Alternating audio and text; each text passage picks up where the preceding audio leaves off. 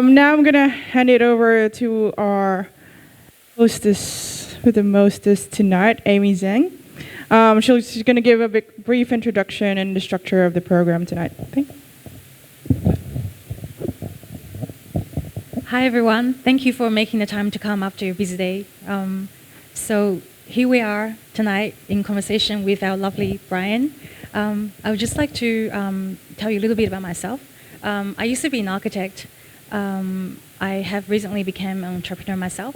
My background is I co-founded a social enterprise across Australia and China, helping young people to do business together. I've also led the Australian delegation to Beijing 2016 as part of the G20 Young Entrepreneurs Alliance, and have since been very passionate about the 500,000 strong G20 Young Entrepreneurs Alliance community. I'm passionate about health and women's health, so that is a little bit about me. And tonight, the focus is all about Brian and his founder journey. And I'd like to, from my limited exchanges with Brian, I know that he's extremely humble. So whatever he says, just imagine that he's done. He's done 10 times more hard work behind what you can see. Okay. Hi, guys. Over to Brian. So let's do a quick introduction about myself. I've been doing startup for like quite a long time, 5 years. Started two companies. One is doing mobile games. The other one's doing edutech, doing 3D animation for kids. Today, I want to share with you guys what my experience in entering the China market, what the challenge I've been encountered, what rewards I got, and a little bit limited knowledge on those areas. Just ask me any questions. Yeah, maybe I'll do a better introduction with. So, Brian, I'm a founder and director for Block 42. Today we talk about set up a company in China. How did it go? And how horrible did it go? So it's a kind of relaxing small group. I'll just share with you on what goes right, what goes wrong. This is what we are. We are a 3D animation platform for kids to learn and make 3D animation in school. We sell to Australia schools, and we also try to break into the China market. It has a 2B and 2C platform. Kids can use our software to do architectures, 3D modeling, to do 3D printing. It's like 3D is really hard to learn from for young age, even for professionals, for university students. We break down the barrier to students can do it in year K to 12, like year 5 to year 6. Supposedly there's audio behind this. I don't need to explain this that horribly. So this is what our product is. And this is what I did a presentation and won a competition in China, Hangzhou government student competition. That's what got me into China on the first step. So the major reason that got me into the China market is firstly, I speak Chinese, and this opportunity came up last year, the year before, 2018. There's a competition in Sydney that's like getting the startups to pitch their project and get government support to start up a company in China. Which is really attractive because the government in China provides a lot of benefits to you to start a company in there. They give you a lot of money, so if you won the competition, you get like 2 million to 5 million yuan to get started your company there. For us, it's like we won the 2 million one. It was pretty good to get started. They give you free office space, They give a free living apartment, so you don't even need to rent. You get a house, literally. So it's that kind of attraction in China that the government support that drive us to go into it. And then there's like the small things like bus to work, salary compensation, government connections. They introduce you to different business to set up deals for you. So literally, if you won the competition, pitching to start up a company in China is way easier. The investor comes to you, and you have a lot of media exposure. And why China? It's like because it has it's a bigger market. The whole Australia market add together is almost to like one province in China. The population and the market size is just way different. We try to raise money in Australia. When we try to get valuation as 2 million, it's really hard.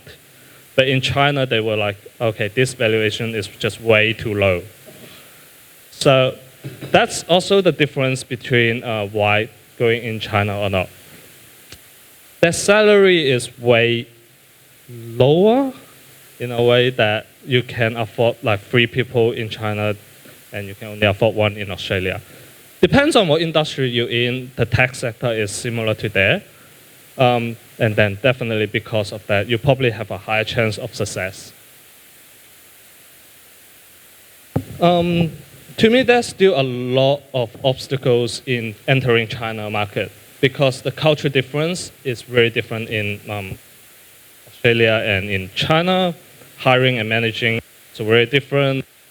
The legal accounting, the whole system is different, and travel between 2 countries is very tough.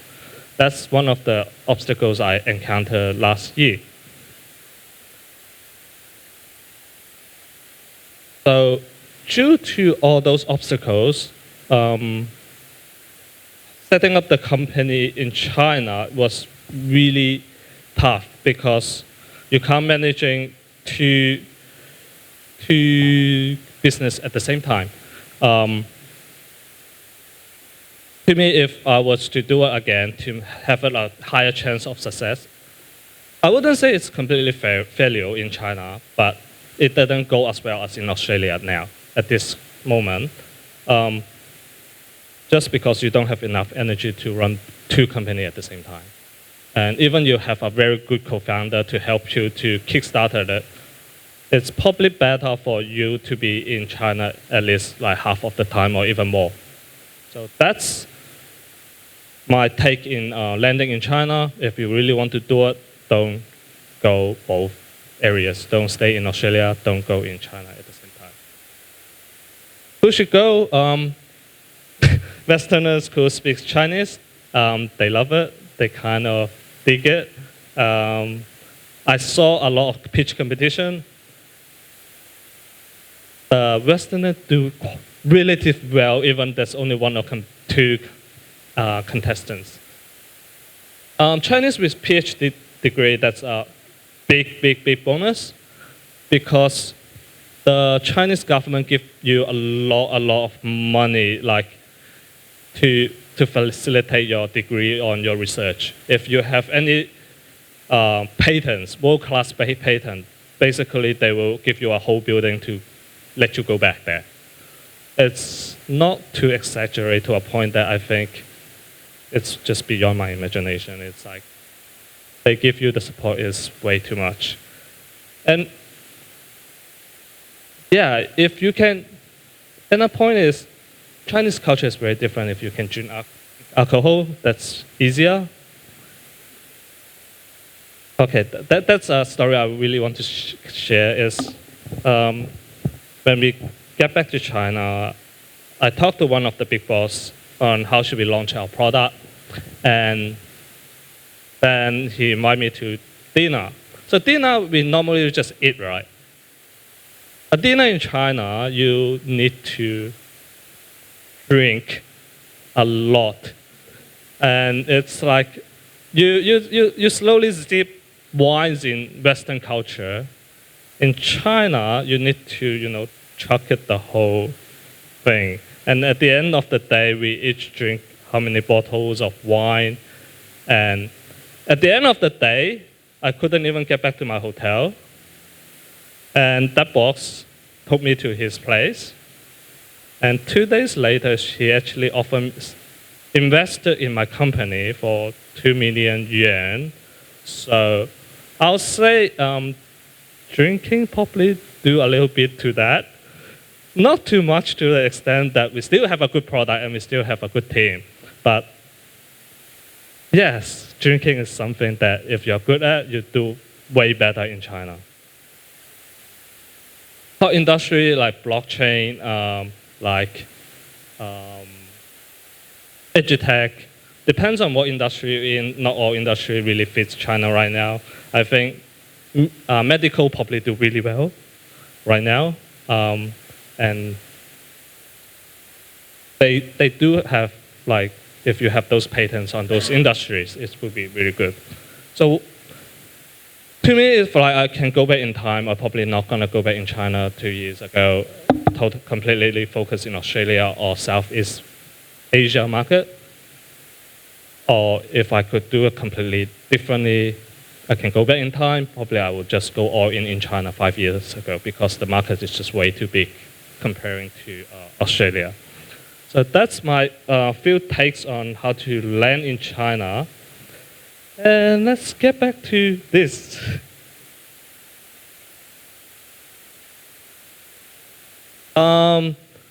We set up a company in Hangzhou, and we start a lot of business relationship with Beijing.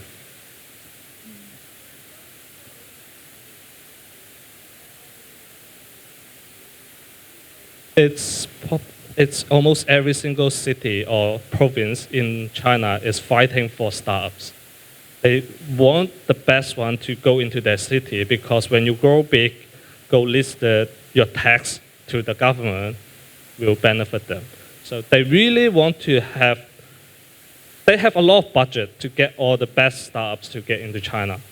To grow you, to nurture you, to not take tax for you for the next 3 years, give you the best benefits to make sure you grow to the giant company so that you can pay them tax. So in Australia, there's Hangzhou competition every year, Suzhou one every single year, Nanjing that comes in. Tier 2 and Tier 3 city comes in every so often, very popular. I would suggest if you want to go in China, do those competitions. You get a taste of what it is like. You know if you're going to fit or not because the panel, the judge will tell you you're going to fit or not. And you reduce a lot of risk as well. And it happens every time. If you want to go in top tier city, they actually do not, like Shenzhen, Guangzhou, Beijing. Those cities, they do not fight for resources anymore because they have overwhelming resources there. They don't need that much talent, so the benefit they give you is not relatively close, but the other city all fight for resources, like as in talents. I've got a few questions to ask you as well. And also for the rest of the audience, please also think about one question that you would also really love to ask our lovely Brian here after our conversation. So I would like to dial it right back to your founder journey, to the right at the beginning. I know we're talking a lot about China, and it's super topical right now, especially with the current environment and the limitation that's happening with the virus and travel limits. But we'll come back to that later. We want to find out the drive behind Brian. Why did you decide to become an entrepreneur, Brian, from the very beginning? So why did I want to become an entrepreneur? Because I was stupid. Like, if I could go back in time, I would totally not do it again. But since I'm already doing it, I might as well just keep doing it. But yes, I was overconfident. I believe I can do anything. I think like startup is easy. You see all those crazy big companies, they do so well. I could probably also do it. But I think that's later I learned that's like survival bias. It's you only see the ones who live there. All those ones that die, no one sees about it. And then struggle and resilience over those years finally getting slightly closer to there. But yeah, that's what inspired me to do. I actually went to Silicon Valley to join other startup. That was actually what inspired me to do it. Yes, not just pure stupid, and that too. Yes. So tell us about that experience when you worked for MetaCo designing space glasses in San Francisco. Yes, so there was a very strange post that I saw online one day. They asked for people to do marketing for AR glasses in US, but they posted in Australia. So I was like, okay, that's interesting. I might go for it. And I applied for it. They was like, okay, you are accepted. I pay you the flight ticket. You need to fly tomorrow. And I took a leap of faith and went there. Then I ended up in a startup house and a mansion that has 20 people living in the same house on that day. They don't sleep. They just work on the project nonstop. That was really inspiring. I was like, that's fast-paced, that kind of passion, that a group of crazy people stay together in one house, no sleep. It's something that inspires me and attracts me to actually do it myself. So when I come back from the Silicon Valley, I was like, okay, I should do it. I'll do it at my home. Same thing. Just do it with my friend. And that's how I got started. Can you tell us a little bit about your team and why is your team fucking awesome? Okay, so I started with actually my uni colleague there. We are fucking awesome because we're both fucking stupid. It's like we still don't know why we took the leap from a steady life, good pay, and just start up. There's few reasons for it. I don't think they justify. But we just have the passion and I think the fire to to do something different. Because you studied together, that's why the trust was there. Yeah, that's totally the thing. Because I think without that trust, in those tough times, it wouldn't survive at all. It would be going everywhere. I think start with your classmates. Yeah, it's actually can get you through very, very, very tough time. I'm just going to jump a little bit and ask you about some of your best mentors in your startup journey and how have they helped to form different parts of your decision making. So this is regarding in China, right? It can be both Australia or in China.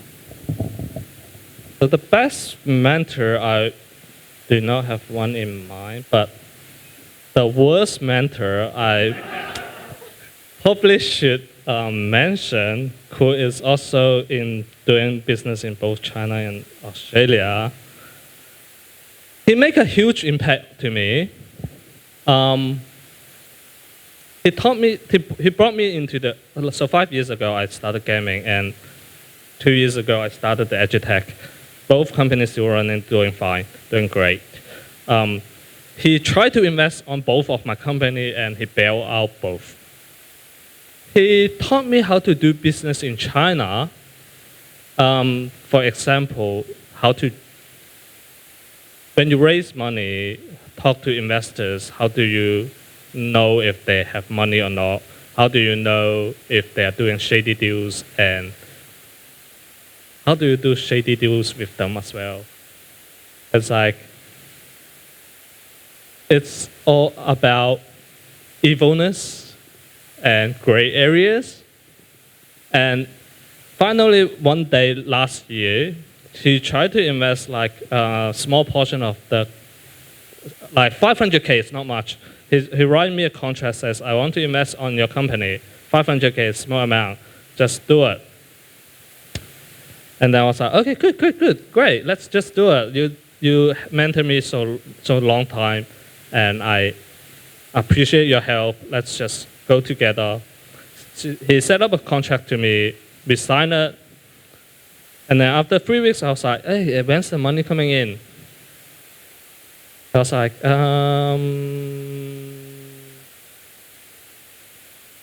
yeah, about the contract. There's a line that says if I don't pay you the money, it's okay. Or that contract means nothing or something like that. And because like dealing business in China, to be honest, it's sometimes scary. Like last 5 years, I've done more than enough deals to China. Some of them are pretty good, makes a lot of money. Some of them are bad. And I think if you really want to enter China, it have to be watched out because it's not as straightforward as in dealing with maybe Western culture is still similar, but I haven't encountered one yet. I might be just bad luck and all those biases. But in China, they probably exaggerate a lot on what they can deliver. That's my take on it. And that dude, that mentor, I still appreciate him. He still taught me a lot of different business stuff. But that backstab in a while, it kind of like, okay, yeah, mentor, yeah, there you go. So always, the lesson learned here is to always listen for what's not being said and do a bit more due diligence before. Yeah, due diligence is really, really important. Just take extra care on what they say and what they can deliver. Like, yeah. Do you feel that was the biggest challenge you've had to come across during your activities and operations within your China team? Have there been bigger, I guess, challenges that you faced? Recently, yes. China is very dangerous to work in. Once, for example, like, okay, well, for the gaming company that I run right now, in Australia, it took 4 years to get 1 million users. And in China, it only took me 1 week to get 4 million users. So that's a big difference. Having said that, doing gaming in China, once the policy, the government change, it will make a huge impact to your company. For example, right now I can't launch a game in China on the Apple App Store without a license. And that pretty much kills 80% of the company in China on the small, medium enterprise that's doing gaming. Because there's no way they can get a license. In June, they will pretty much die, half of them. And it's a very risky business when the policies just changed. And you either adapt or you, like the risk there is crazy. So I'm hearing big ups and downs. You can get a lot more users in one day, but also there are a lot more limitations. So would the lessons learned here be to always be prepared to have different scenario planning happening? I guess I wanted to... I'll say, yeah. like, to success in China, it's probably how, it's more like it's dealing with people, how good you are dealing with people. You need to understand the policy behind it. You need to know what the government's doing in the next step. You need to do the partnership right. You need to read people right. I think it's all about people skills. The product is important, but I think in China market, people skills is way more important than just the product. You could have a relatively low margin product that is low quality, but if you get all the connection right, the distributor right, you can still get a lot of sales. However, if you have just a very, very high quality product, but you don't know what the policy and the government or the other business is doing, you're still in high risk. Thank you. And before I open the floor to questions and answers, I've got one last question about your current challenges in your current Block 42. Tell us a little bit about Block 42 and also Sweaty Chair and what is happening right now with those two projects and the operation in China. All right. Well, as Square Teacher, I'm pretty proud of. It went for 5 years. It have its up and downs. It did quite well in China on the gaming side. We launched a product on TikTok. It got in a week we got 4 million users. We were extremely happy. We went viral, and it also did well in Australia as well because it launched. Australia is really good in gaming space. Apple is right here. You launch an app or game, they will feature you globally. You get a lot of free users. We talked to Apple. They launched the new Apple game platform, Apple Arcade, right? And they use our product as their launch title. So that is also doing very well. Block 42, on the other hand, is doing education, B2B service. So it's completely different company direction. It's one of the projects I nurture from Sweaty Chair in a way, but it's way more well received in China than Australia because China parents willing to pay for a lot for education, whereas in Australia it's slightly lower. But yeah, that's the situation. So anyone who are in the edutech space, I'm really happy to talk and continue talking to you guys afterwards because I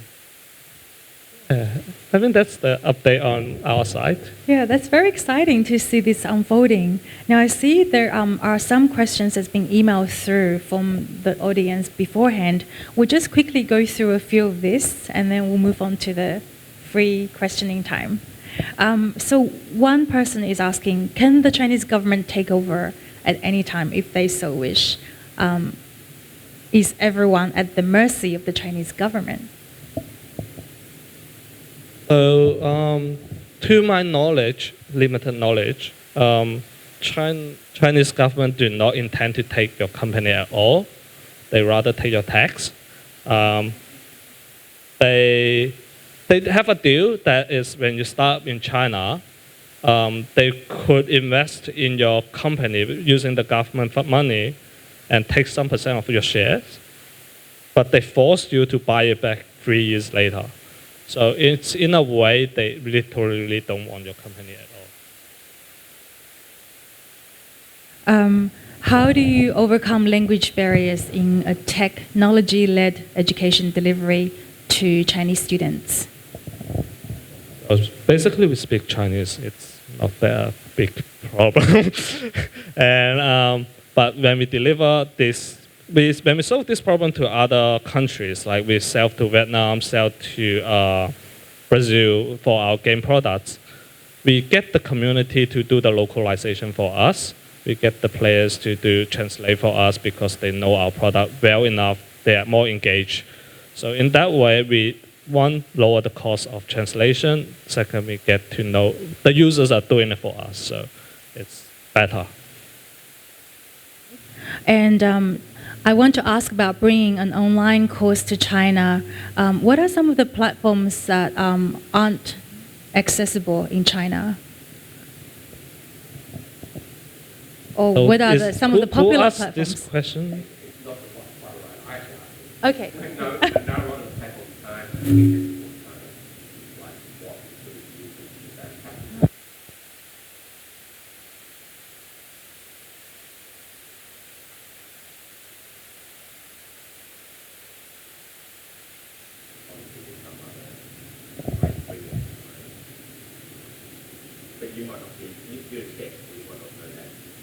Yeah. So again, I think this happens to a lot of companies from Western, like Musical.ly cannot get into China, but TikTok rise up.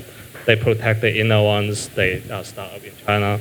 But after all, it's just your portfolio, your relationship in China. If you have the portfolio and relationship that you already succeed in China, that you can, they will block the competitor outside and let you do it. So it's the other way around. It's like they actually try to nurture you, help you to grow up there. But if you're already successful in Western, then it's all about your people skills in China and how to deal with the government to help you monopoly the market, in a way. I don't know if that answers your question. Yeah, probably, maybe it's like wild fetch on that one.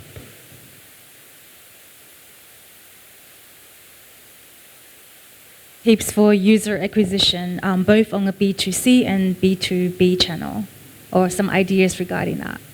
So I can't speak for all industry, right? I'm more expertise in gaming and education side. For gaming, it's always talk to distributors like TikTok, Tencent, WeChat. That's for B2C. You ask them for traffics, then you turn those traffic into money, and that's lower the user acquisition. You don't need to pay to get them, and it's already like millions numbers per day or something like that. That's the easiest way to get those traffics. Again, you have to drink alcohol with them.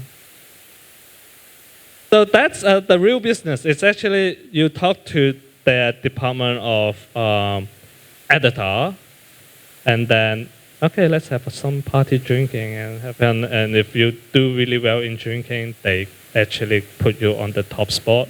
If you do relatively shit, well, that's there. This happens in the gaming industry, not to all other industry. But I think it will be relatively similar for the apps as well, because it's always getting traffic. Then, on the other hand, buying users on ads platform, it's literally the same everywhere. Test out your videos, get the conversion, B2C, buying users, literally the same everywhere. Other than talking to the distributors, everywhere, it's almost the same. It's just, instead of Facebook, it's, well, those names in Chinese, I can't translate. But yeah, those are other platforms. B2B wise, I completely rely on government to set up deals for me. Personally, that's my experience. I think that works really well because the other companies need to rely on government as well. We need to rely on government as well. Let the government set up the deals between two companies. Easy. That's my easier approach to set up deals in China. That might not apply to everyone here. That's just my experience. Right, time to open the floor to the questions. Would anyone like to continue the questioning? Okay. I actually have two questions. So the very first one is a funny one. You mentioned a lot about drinking and getting deals. So do you mean, when you say do good or do bad in terms of drinking, do you mean just the ability to drink a lot? Or do you mean the ability to, I don't know, entertain them or just... What's about volume? Like the volume is how much do I need to drink? It's as long as you do not vomit and you both can go home, that you only go toilet once. Something like that. It's not a unspoken rule. So if you collapse, that's it. But yeah, no more deal. I think nowadays it's still like this. Yeah. For most of the business deals I do with, I am not a very good drinker, to be honest. As an Asian, small body size, I can do only so much to the point that I can't do anymore. So, but I think some of the business deals do not need to do like this, especially with Western people. I think they are more generous towards that because they don't want to bully you into drinking too much. On the other hand, I got bullied a lot. So you got a lot of good deals. Yes, I would say on the gaming industry, it's almost like a hidden rules to have to do it like this. Awesome.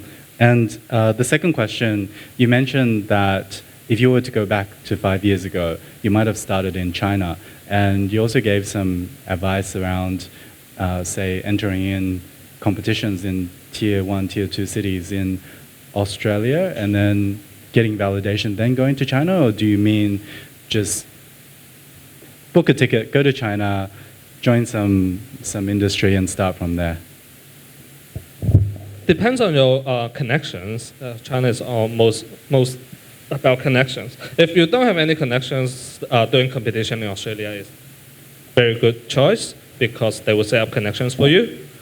If your family or you have known people who are doing well there, then maybe just go directly. So if for my personal case, 5 years ago, I actually got my investment from China.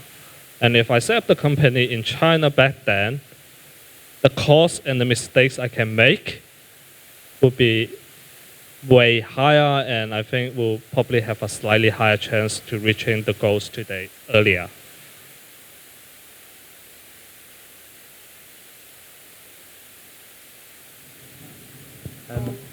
Sorry. I was just going to ask a question. You mentioned about if you already have an established business and then going into China, it could be difficult. What about the opposite way around? So going into China, establishing the business, and then looking to take that elsewhere. How difficult are you aware of that being? If you already set up a company in China. So if you want to take your business idea, establish it in China, and then look at globalizing it from there, how difficult or easy would that be to do? I haven't personally tried that. No, I was wondering if you knew of depends on, again, I don't know what industry are you in? So that would be tech. Tech. Yeah, thinking on like sort of tech startup stuff. I think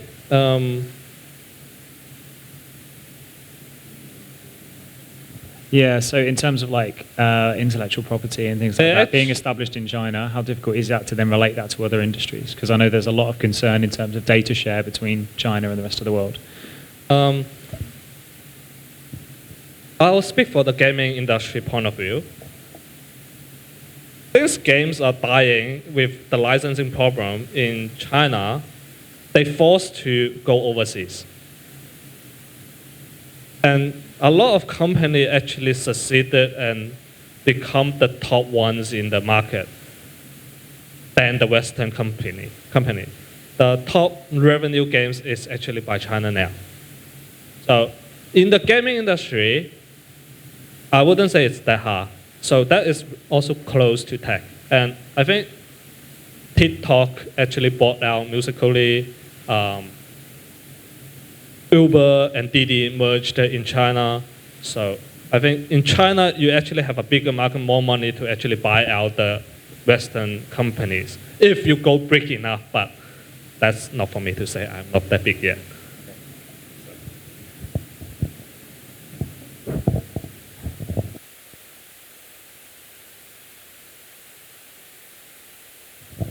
Sorry, I probably can't answer that. It's limited knowledge. Hi, Brian. My question is very specifically to your Block 42 business. Yeah. What's your main struggles in Australia and in China within the B2B and the B2C market? Because I don't know, for your Block 42, is that more B2B or is it more B2C? So Block 42 is actually more B2B. In Australia, we're selling to schools, private schools for now. That's another interesting point that I want to take is like going to back to China, right? I think for Australian people, first tackle Australia is better. Block 42, we try to aim for Australia, fulfill the market first. Then the next one that actually attract a lot of traction from Block 42 is Singapore market. So you don't go directly from Australia to China. You can go Australia, Singapore, Hong Kong, then China, because the culture gap is not that big.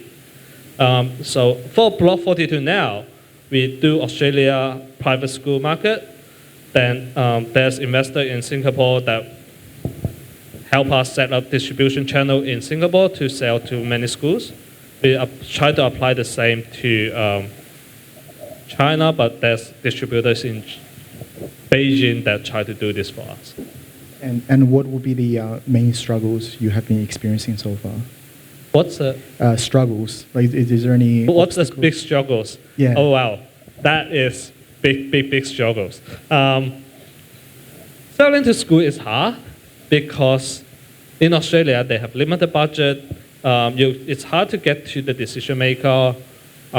Each school has different teacher, different system, different curriculum, different courses. For us, is find the right person to talk to and penetrate the market, which is challenging for us in Australia.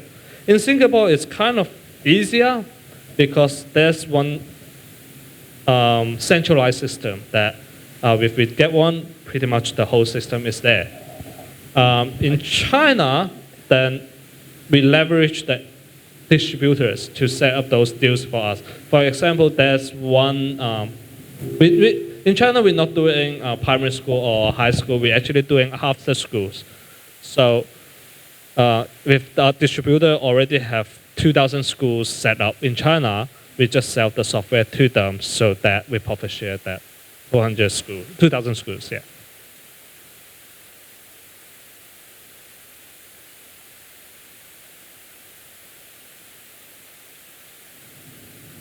I have some general and comprehensive questions. So, what inspired you the most, and how, whenever you met challenges?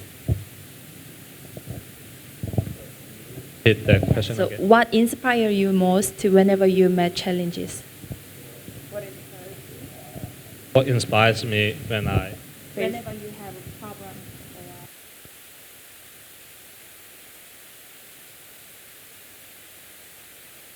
know I am. Huh?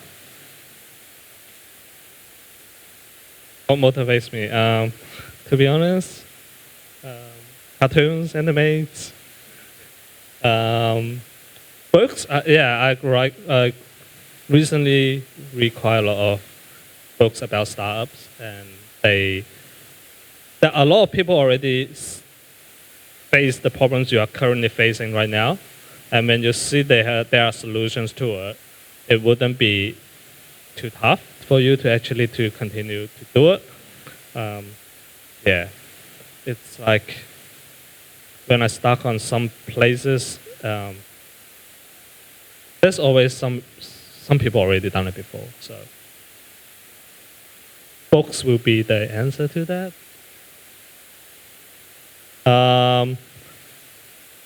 I actually have a book list that I shared on my last presentation, 30 books, like halvings about halvings, the 10x rules, principle, all those books. I think most of you guys probably already read it. Just those ones can give you motivation to keep going on.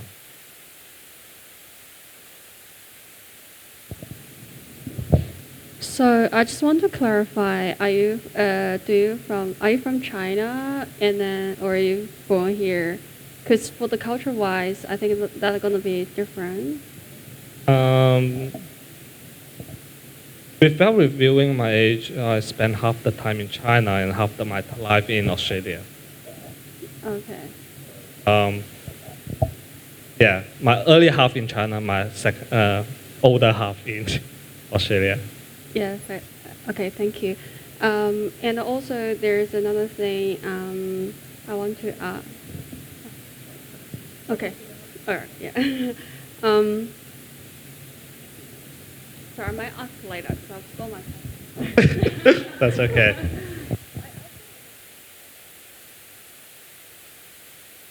Seeing we talking about your passion for cartoons, who is your favorite superhero and why? Okay, this is so random. Okay, so for sure, Iron Man, because he's rich. Why not, right? We do business, we want to make money. Yes? Another reason is because I want to live a life kind of like him, that I aim towards it. You found a company, it makes money, someone managing it, you still can do things you love. So it's what I do with Block 42 right now. I set up the company, come up with software, it sells, I get a CEO to run it for me. Now I use the software to make movies and do all those 3D printings, make a lot of toys. I think that's kind of the life I aim towards it. I enjoy doing it a lot. It's like if I can get my interest become my occupation or my company, that is actually my goal. And I'm halfway towards it. I'm pretty happy about it.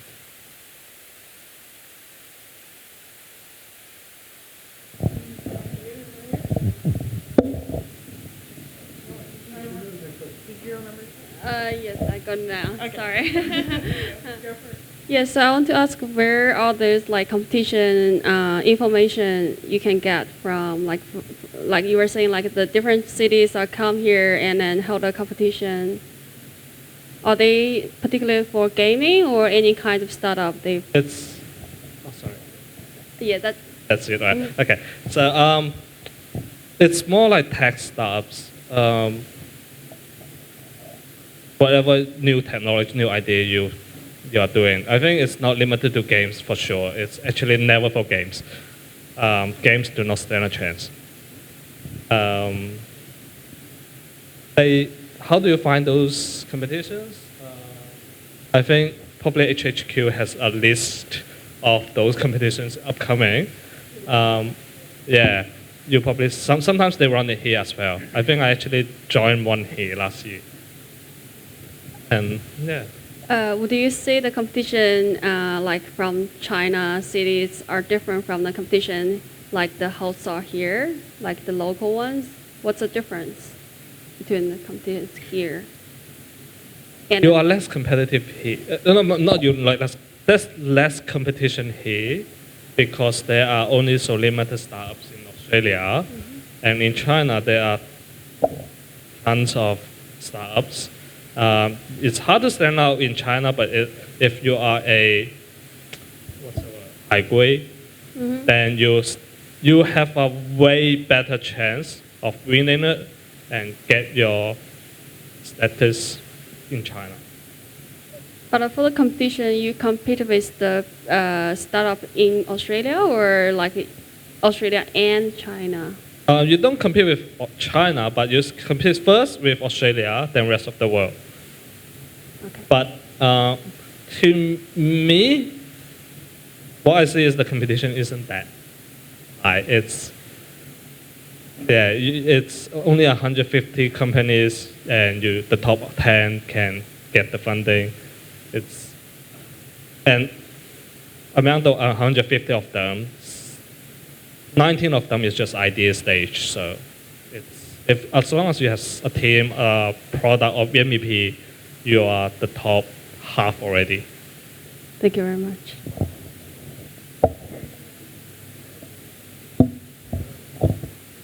Brian, you just on the competitions question, last year there were 15 provincial, city level or district within city competitions in Australia. So there's plenty of them to have a go. On my question to you, Brian, we didn't discuss HR. Yes. So we didn't discuss the role of networks in the success of your companies. Networks, apart from drinking, Yep. Role of networks that you may have here in Australia or China, firstly. And secondly, when I first met you, you had about 9 people, I think, in your company, in your gaming company, who were working with you. So my question is, what have you learnt over time about yourself and how that relates to the way you manage people? That's a tough question. Like, I think I make a lot of mistake of hiring and firing over the last 5 years. My first rule right now is hire slowly, fire quickly. You've got the wrong people, you fire them immediately. Don't be soft. Another rule, the golden rule that I am holding it right now to hire people, and is I try to hire people who come from a higher salary to come to your team with a lower salary. That means they really, really loving the things you're doing. And only with this kind of people who chasing their dream and their passion can deliver true value to your team. And only those people in the toughest time will stay with you. Even among those last few years, like that's one period that I am ashamed of, that I could not pay any employee at all for half year. But because of those truly passionate team members, they stay with us. I don't know what drives them to stay with us and believe in me that I can pay them back. I think it's one of those reasons that they really love the things they do. And I think that's what builds a good and valuable company, is get those amazing, passionate people together. And at the end of the day, I pay them back, yes. So that's, I think, how I manage the team and to find the good talents. And on the network front, just to take that out, you currently are located at University of Western Sydney, aren't you? Yes. And so how did that come about? And how did that relate back to when you went to California? That's, you know all the story. Okay, so that, California, when I went to San Francisco, I met a guy, Ben. He's hiring me to go to San Fran to do it.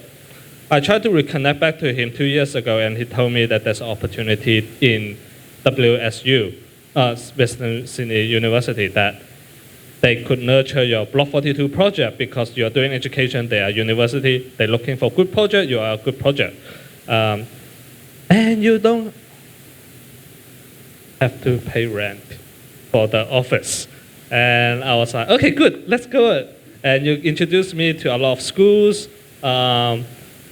You facilitate us, you incubate us so we can grow better. So that's how I get into Western Sydney University, and that's also why we're doing that, because doing EduTech with a university to back you up is really convenient.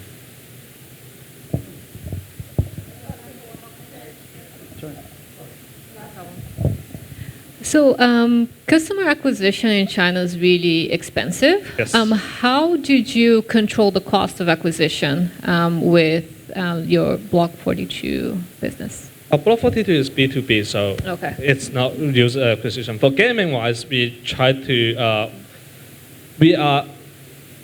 for gaming-wise, big companies in Australia most die because the salary is too high. We cannot afford to do a big game in Australia.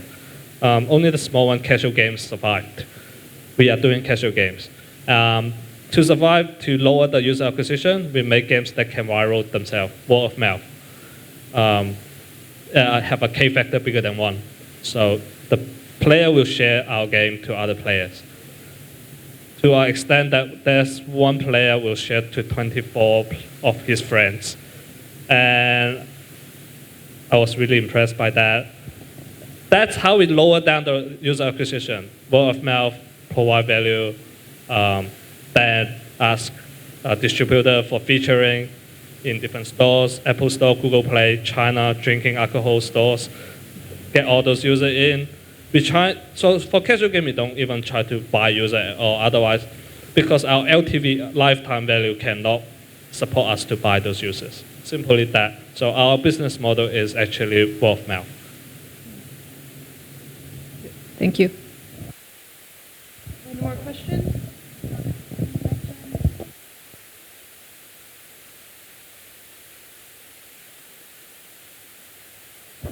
Yeah.